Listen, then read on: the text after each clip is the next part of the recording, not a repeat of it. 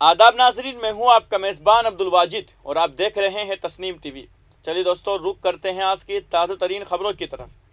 कौमी दारुल हुकूमत दिल्ली के जंतर मंतर पर आज all India Muslim Ittehadul Muslimeen के रियासती सदर कलीमुल हफीज़ ने गिरफ्तारी के लिए एहतजाज का ऐलान किया था, जिसकी मंजूरी आखिरी वक्त में दिल्ली पुलिस ने रद्द कर दी। मंजूरी रद्द करने के बाद कलीमुल हफीज़ ने यह ऐलान किया कि वो संसद मार्ग से पुलिस स्टेशन के बाहर अपना एहतजाज दर्ज कराएंगे और थाने के अंदर जाकर मेमोरेंडम सौंपने का काम करेंगे। लेकिन MIM के कारकुनान को दिल्ली पुलिस ने एहतजाज करने नहीं दिया और जैसे ही वो पार्लियामेंट थाने पर पहुंचे तो वहां से उन्हें हिरासत में लेकर बसों में भर कर ले जाया गया। इस मौके पर मीडिया ने मुस्लिम इत्तेहादुल मुस्लिमीन के सदर कलीमुल हफीज़ से बात करने की कोशिश की। वो बात कर ही रहे थे कि उन्हें पुलिस ने हिरासत में लेकर उन्हें घसीटते हुए बस में बिठा दिया। उनका कहना था कि हम सिर्फ और सिर्फ नूपुर शर्मा और नवीन कुमार के खिलाफ एहतजाज करने पहुंचे थे। उन्होंने आप सल्लल्लाहु अलैहि वसल्लम की शान में गुस्ताखान अल्फाज कहे थे।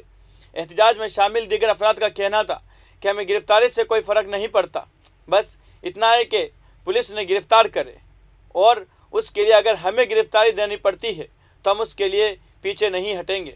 आज की डेट में जो हिंदुस्तान का जो मुसलमान है आज का और जो हिंदू सेक्ट है, उसको इस नफरती माहौल में बांट दिया गया है कि आप मुसलमान के खिलाफ जब जो भी बोलेगा उसके साथ में हिंदुस्तान के अक़लियत आ जाएगी, मेजॉरिटी आ जाएगी।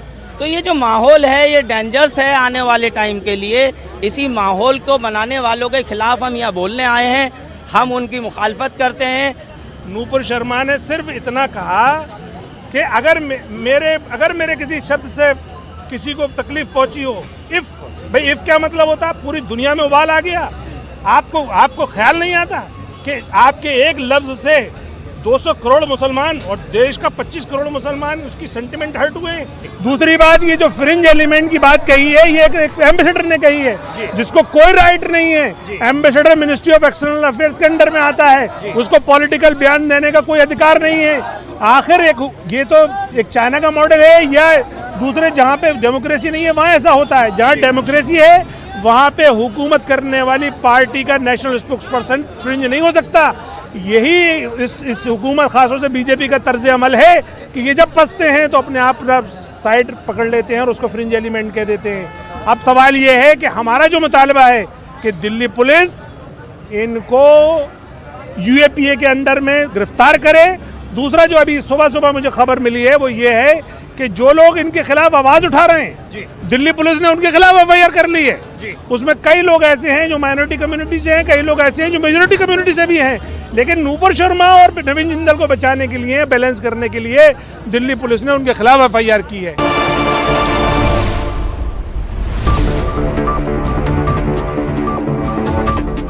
अब रुक करते हैं अगली खबर की तरफ। दिल्ली पुलिस के एक सीनियर अहदेदार ने बताया कि दिल्ली पुलिस की जानिब से नफरत फैलाने वालों के खिलाफ दर्ज FIR में AIMIM के सरबराह असदुद्दीन ओवैसी और यति नरसिंहानंद सरस्वती का नाम भी शामिल है। उन पर नफरत अंगेज बयानात फैलाने का इल्ज़ाम है। दरअसल दिल्ली पुलिस ने आज 2 FIR दर्ज की है। पहली FIR नूपुर शर्मा के खिलाफ है, जिसने हाल ही में एक TV डिबेट के दौरान पैगम्बर इस्लाम के बारे में काबिल एतराज़ रिमार्क्स किए थे। दूसरी FIR में नवीन जिंदाल, शादाब चौहान, सबा नकवी, मौलाना मुफ्ती नदीम, अब्दुल रहमान गुलजार अंसारी और अनिल कुमार मीना शामिल है। अब खबरें आ रही है कि AIMIM के सरबराह असदुद्दीन ओवैसी और यति नरसिंहानंद सरस्वती के नाम भी इस दूसरी FIR में शामिल है। मालूमात के मुताबिक दिल्ली पुलिस की यूनिट ने इन लोगों के खिलाफ मुख्तलिफ दफ़ात के तहत मुकदमा दर्ज किया है, जो मुबीना तौर पर नफरत के पैगामात फैला रहे हैं, मुख्तलिफ ग्रुपों को उकसा रहे हैं और ऐसे हालात पैदा कर रहे हैं जिससे अवामी अमन ख़राब हो सके। दिल्ली पुलिस अब इन लोगों को पूछगछ के लिए नोटिस भेजने की तैयारी कर रही है।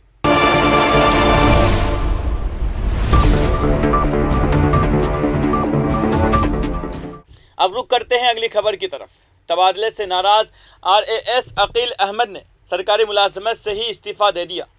RAS अहमद ने अपना ख़त प्रिंसिपल डिपार्टमेंट के प्रिंसिपल सेक्रेटरी को पेश किया है, जिसमें उन्होंने कहा है कि ख़ानदानी वजूहात की बिना पर मेरे लिए सरकारी मुलाजिमत में रहना मुमकिन नहीं है। इसके लिए उन्होंने हुकूमत से इस्तीफ़ा मंजूर करने की दरख्वास्त की है। अब फाइल वज़ीर आला को भेजी जाएगी, जहां उनका इस्तीफ़ा मंजूर करने का फैसला वज़ीर आला की सतह पर ही किया जाएगा। RAS अकील अहमद ने इससे पहले भी VRS के लिए दरख्वास्त दी थी, ताहम उनकी VRS को हुकूमत ने मंजूर नहीं किया था। हाल ही में हुकूमत ने उनका तबादला महकूमा ख़वातीन और बच्चों की तरक्की बांसवाड़ा में डिप्टी डायरेक्टर के ओहदे पर किया था। इसके बाद समाज के लोगों ने भी सोशल मीडिया के जरिए अपनी नाराज़गी का इजहार किया था। AIMIM के रियासती सदर को दावेदार बताया जा रहा है। RAS अकील अहमद का इस्तीफ़ानामा AIMIM में शामिल होते देखा जा रहा है, ताहम उन्होंने इसे ख़ानदानी वजूहात करार दिया है। भाई जमील अहमद के AIMIM में शामिल होने के बाद अब उनका भी ओवैसी की पार्टी में शामिल होने का इम्कान है, जिसमें उन्हें रियासती सदर बनाया जा सकता है। हाल ही में ओवैसी ने राजस्थान के लिए 6 रुकनी कोर कमेटी का ऐलान किया था, जिसमें अकील अहमद के भाई जमील भी शामिल है, जिन्हें तंजीम की तौसी की जिम्मेदारी दी गई है।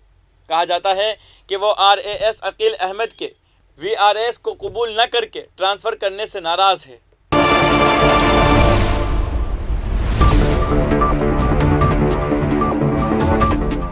अब रुक करते हैं अगली खबर की तरफ। पाकिस्तान कौमी असम्बली के रुकन और मारूफ TV anchor doctor Aamir Liaquat Hussain का 49 बरस की उम्र में इंतकाल हो गया है। आमिर लियाकत अपनी आबाई घर खुदादाद कॉलोनी में मौजूद थे। मकामी ज़राए इबलाग के मुताबिक घर पर मौजूद मुलाजिमीन जब दरवाज़ा खोलकर अंदर गए तो उन्हें बेहोश की हालत में पाया, जिसके बाद फौरी उन्हें अस्पताल मुंतकिल किया गया, जहां डॉक्टरों ने उन्हें मुर्दा करार दिया है। आमिर लियाकत की लाश को पोस्टमार्टम के लिए जिन्ना अस्पताल मुंतकिल किया गया है। पोस्टमार्टम के बाद ही मौत का सबब पता चल सकेगा। आमिर लियाकत ने 2002 में मुत्तहिदा कौमी मूवमेंट MQM के टिकट पर कौमी असम्बली के रुकन मुंतखब हुए और वो वज़ीर ममलिकत बराए मजहबी उमूर के ओहदे पर भी फाइज रह चुके हैं। पार्टी पॉलिसी की खिलाफ वर्जी करने की वजह से उन्हें 2008 में MQM से निकाल दिया गया, जिसके बाद वो सियासत से कुछ बरसों के लिए दूरी बना लिए, लेकिन मार्च 2018 में उन्होंने पाकिस्तान तहरीक इंसाफ PTI में शमूलियत का ऐलान कर दिया था और फिर उसी साल कराची से PTI के टिकट पर रुकने कौमी असम्बली मुंतखब हुए थे। डॉक्टर आमिर लियाकत हुसैन ने 3 शादियाँ की है। उनकी अज़वाज में डॉक्टर सैयदा बुशरा इकबाल है, सैयदा तोबा अनवर और दानिया मलिक शाह शामिल थी। वो गुज़िश्ता कुछ अरसे से निजी ज़िंदगी में शदीद मसाइल से दोचार थे और उनकी तीसरी शादी का इख्तिताम भी तलाक पर हुआ था।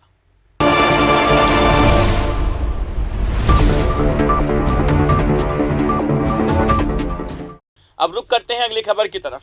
इलेक्शन कमीशन ने प्रेस कॉन्फ्रेंस में कहा है कि नोटिफिकेशन 15 जून को जारी किया जाएगा। नामजदगी 29 जून तक की जाएगी।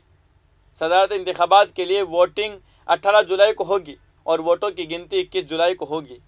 काबिल ज़िक्र है कि मौजूदा सदर रामनाथ कोविंद की मुद्दत 24 जुलाई को ख़त्म हो रही है। सदारत इंतखाबात में पार्लियामेंट के दोनों ईवानों के अराकीन के अलावा वो तमाम रियासतों के कानून साज असम्बलियों के मुंतखब अराकीन कौमी दारुल हुकूमत दिल्ली और मरकज़ के ज़र इंतज़ाम इलाके पडोचेर के अराकीन असम्बली वोट देने के अहल होंगे। जम्मू और कश्मीर में असम्बली ना होने की वजह से इस बार सदारत इंतखाबात में रुकन पार्लियामेंट के वोट की कदर 708 से घटकर 700 रह गई है। सदारत इंतखाबात में एक रुकन पार्लियामेंट के वोट की कदर दिल्ली, पडोचेरी और जम्मू और कश्मीर समेत दीगर रियासतों में और मरकज़ के ज़र इंतज़ाम इलाकों की कानून साज असम्बलियों के लिए मुंतखब होने वाले अराकीन की तादाद पर मबनी होती है। राज्यसभा, लोकसभा या कानून साज असम्बलियों के नामजद अरकान को सदारत इंतखाबात में वोट देने का हक नहीं है। इसी तरह रियासतों के कानून साज कौंसलों के अरकान को भी सदारत इंतखाबात में हिस्सा लेने का हक हासिल नहीं है। काबिल ज़िक्र है कि 2017 में सदारत इंतखाबात के लिए वोटिंग 17 जुलाई को हुई थी और वोटों की गिनती 20 जुलाई को हुई थी।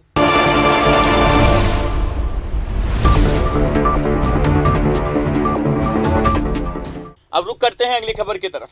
दिल्ली रियासती कांग्रेस ने वज़ीर आला अरविंद केजरीवाल पर झूठ बोलकर गुमराह करने का इल्ज़ाम आयद किया है और सवाल किया है कि 3 साल कबल मंडगा स्पोर्ट्स यूनिवर्सिटी खोलने के वादे का क्या हुआ। दिल्ली रियासती कांग्रेस के तर्जुमान नरेश कुमार ने यहाँ कहा कि झूठ बोलने में माहिर मिस्टर केजरीवाल को समझ लेना चाहिए कि काट की हांडी बार बार नहीं चढ़ती। दिल्ली के लोग अब उनका असली चेहरा पहचान चुके हैं। मिस्टर केजरीवाल ने अक्टूबर 2019 में मंडगा में स्पोर्ट्स यूनिवर्सिटी कायम करने का वादा किया था, लेकिन अब तक इस पर अमल नहीं हुआ है।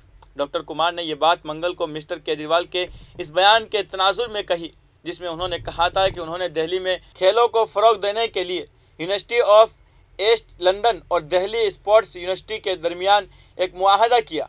उन्होंने ये भी कहा था कि दोनों यूनिवर्सिटियों के दरमियान मुआहदे से मुल्क में आलमी मेयार के खिलाड़ी तैयार करने में मदद मिलेगी।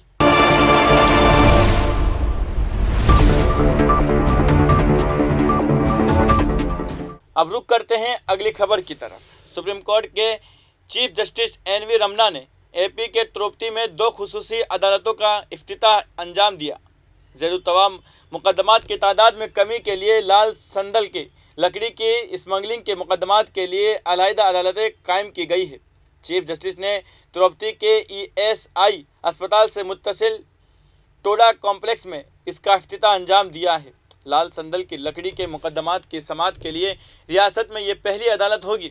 इस अदालत के क़ियाम के बाद लाल संदल की लकड़ी की मुकदमात की तेज़ तर समाअत को यकीनी बनाने में मदद मिलेगी। हालिया दिनों के लिए दौरान लाल संदल की लकड़ी की स्मगलिंग के मामलात में इजाफा पर रियासती हुकूमत ने ऐसे मुकदमात से निपटने के लिए अलहदा अदालत के क़याम का फैसला किया था। Judicial magistrate first class court और डिस्ट्रिक्ट कोर्ट के मंजूरी अमल में लाई गई थी। वाज़ेह रहे कि शीशाचलम की जंगलात से लाल संदल की लकड़ी की स्मगलिंग के वाक़यात में इजाफा हो गया है। इसी को देखते हुए हुकूमत ने ज़ेर-उत-तवा तमाम मुकदमात को कम करने और तमाम मुकदमात की तेज़ तर तस्फिया को यकीनी बनाने के लिए अदालत का क़याम अमल में लाया है।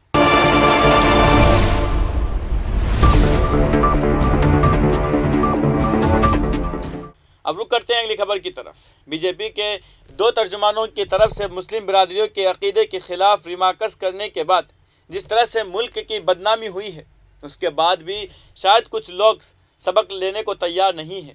हमा वक्त नाम निहाद हब्बुल वतनी के झंडे गाड़ने वालों को यह भी मालूम नहीं है कि वो अपने मुल्क की बदनामी में हिस्सेदारान बन जाते हैं। इस वाक़े में एक और वाक़े का इजाफा हुआ है जब उत्तर प्रदेश के गोंडा में 3 मुसलमानों के साथ छेड़छाड़ की गई। उन्हें पहले गांव का चक्कर लगाया गया और फिर ज़बरदस्ती जय श्री राम के नारे लगाए गए। इस पूरे मामले की वीडियो अशरफ हुसैन नामी शख्स ने अपने ट्विटर हैंडल से ट्वीट की है, जिसमें ये वाज़ेह तौर पर दिखाया जा सकता है कि किस तरह एक नौजवान हाथ में छड़ी लेकर मुसलमान सूफिया को धमकियां देता है और फिर नारे लगाता है। अरे आतंकवाद अभी कानपुर में परसों उतना पत्थरबाजी की ही नहीं कि पूरा मारी नहीं सब मिटाए दी नहीं।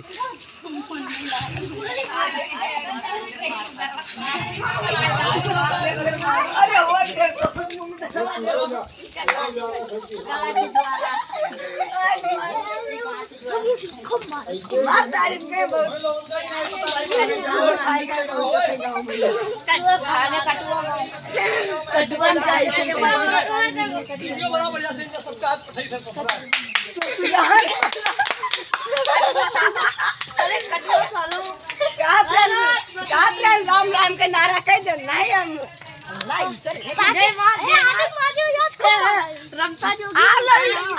लड़के मार ले नहीं ये सब गलत चीज नहीं। अभी वीडियो में खाएंगे इस पैसे वीडियो में जाएंगे साधु का कपड़ा पहनेंगे फिर जाएंगे चिकन बिरयानी खाएंगे। साधु कपड़ा को पहने हुए तो दिखाओ साधु ना बर्बाद करें। आधार निकालो तो तुम आधार निकालो फटाफट। क्या ना लिखा अब भाई मार साले है पहुंचाई दे तुम चुप रहो 1 मिनट चुप रहो शांत रहो नहीं तो ये जाए ना दो साले आतंकवादी हो आया है क्या नाम है तार दूर हो पहले और दूर हो पहले क्या नाम है तार और क्या नाम है तेरे बाप के क्या नाम है बताओ घीसन बाबू घीसन कहाँ रहा तो आधार दिखाओ नहीं लाएंगे भुलाएंगे मार साले आधार कहाँ लेके आओ आधार कहाँ लेके आओ भुलाएंगे तो घरे तरह रहेगा। तू आधार निकाल जल्दी। आधार लेके चला करो मांगे आओ आधार साथे रखो। हाँ जब अलाउ बिल्कुल हम तार बात मानी आधार लेके आओ तब भी मिले। पहले बताओ कहाँ से आए हो? इनके देख लो इनके लिए अरे तू जा यार, ऐसे दूर हटो, दूर हटो, तोरे से तो बहुत से बुला रहा था, और दूर जाओ। दूर जाओ तो फालतू बताए। मिलेंगे तो वो का नहीं तो मिले, ऐसे रहो ऐसे। उधर आओ, पीछे हो, पीछे हो। सोशल मीडिया पर एक वीडियो वायरल हुआ है जिसमें 3 व्यक्ति जो फकीर की वेशभूषा में हैं और इनके साथ एक व्यक्ति द्वारा अभद्र व्यवहार किया जा रहा है। जब संपूर्ण घटनाक्रम की जांच की गई तो यह तथ्य प्रकाश में आया कि ये 3 व्यक्ति खरगुपुर थाना क्षेत्र के अंतर्गत ग्राम सभा खरगुपुर डिंगुर में ये गए थे। वहां के कुछ स्थानीय लोगों द्वारा इनके बारे में पूछताछ की गई, इनके नाम पता जानने की कोशिश की गई, तो इस पे इनके द्वारा कोई स्पष्ट जवाब नहीं दिया गया। इस पर एक व्यक्ति द्वारा इनके साथ अभद्र व्यवहार किया गया। इस सूचना पर थाना खरगुपुर में सुसंगत धाराओं में अभियोग पंजीकृत करते हुए एक व्यक्ति की गिरफ्तारी की गई है और इस तथ्य की भी जांच की जा रही है कि ये 3 व्यक्ति कौन लोग थे और किस कारण से उस गांव सभा में गए थे। फिलहाल की खबरों में इतना ही। मुल्क और गैर मुल्क की तमाम खबरें जानने के लिए देखते रहिए तस्नीम टीवी। आपके मेजबान अब्दुल वाजिद के साथ। अल्लाह हाफिज।